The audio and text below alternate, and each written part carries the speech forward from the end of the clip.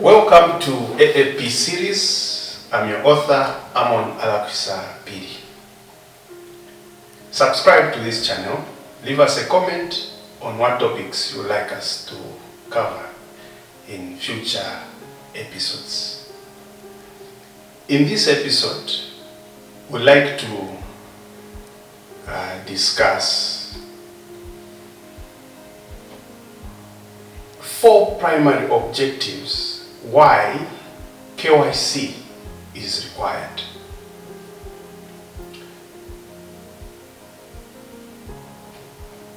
Society has succumbed to a lot of money laundering activities.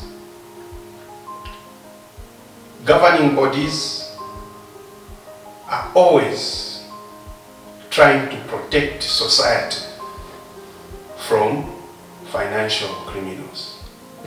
So there are various interventions which have been set up to ensure that you and me, we are protected from financial crimes. So in the eyes of a financial crimes agent, there are various tools to use to curb financial crimes.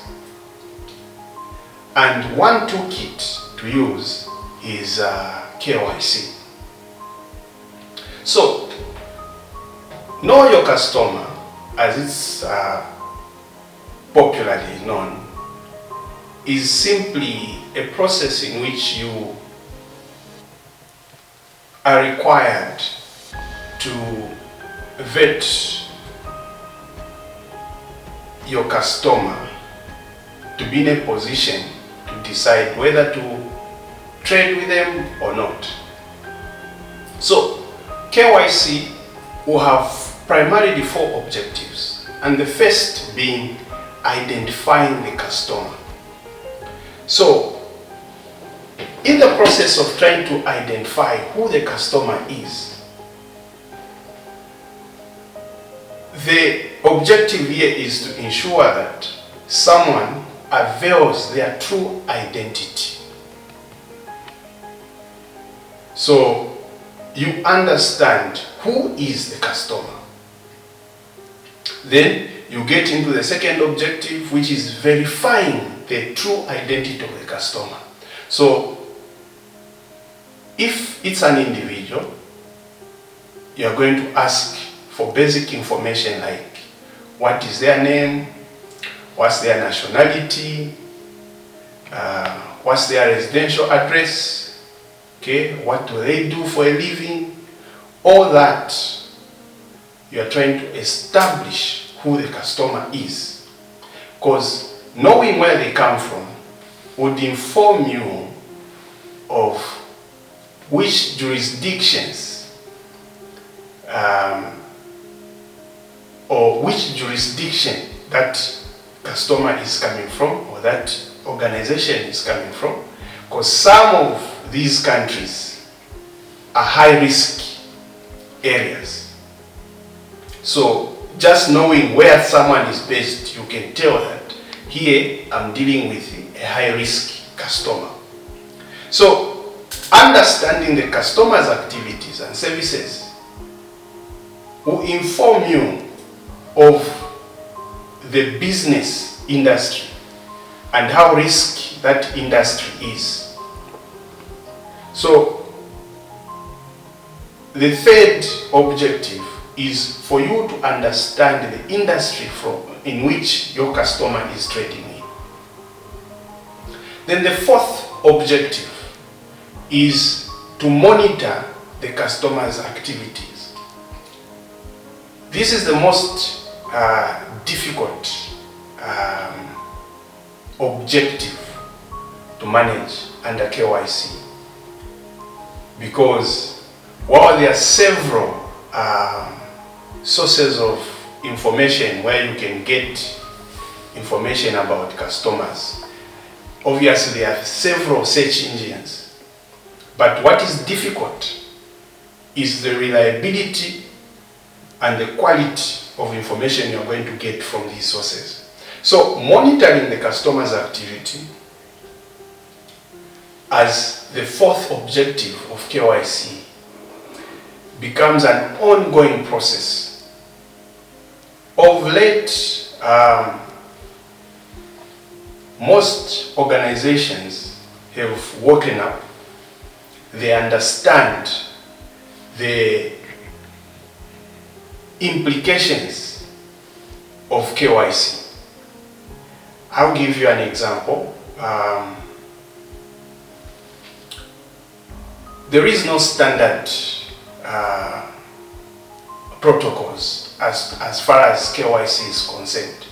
But what is important is considering the risk-based approach, where you want to identify what's the level of risk as trading with this customer. If it is established that you are dealing with a high-risk client, say a politician, you understand that there will be need for you to prioritize a certain level of resource in monitoring activity for that particular profiled client. So, put simply, among the four objectives, continuous monitoring is paramount. Another example I can give is onboarding of staff. In as much as the recruitment process seems to be a straightforward thing, there is more to it which sometimes institutions overlook. Have you ever wondered, you have this institution, after 2 months they advertise almost for the same position. They're advertising for the position of accountant. So there are two problems there. It's either the applicants have not done proper KYC before they can apply for this client, or this organization is not doing a thorough check before they recruit employees. However, from a company point of view, following labor laws, you are given latitude to assess employees' performance over a maximum of, say, 6 months. You have 3 months standard probationary period, which can be extended for an additional 6 months. But that is a very critical point when an institution should vet the caliber of someone they are hiring. But this also goes to employees. Do your proper due diligence before you accept offers from institution. KYC is everything. It will enable you establish to what extent you should engage in a new relationship. So, KYC is required to ensure that the customer is identified, the customer is verified, you understand the customer's activities, and you continuously monitor the customer's activity even after engagement. So, in the circles of money laundering, this is a very sensitive toolkit because it enables financial institutions profile clients, high-risk clients and low-risk clients. With that, they are able to manage and isolate transactions which can point to illicit activities, and those can be reported to relevant governing bodies. Thank you for watching this episode.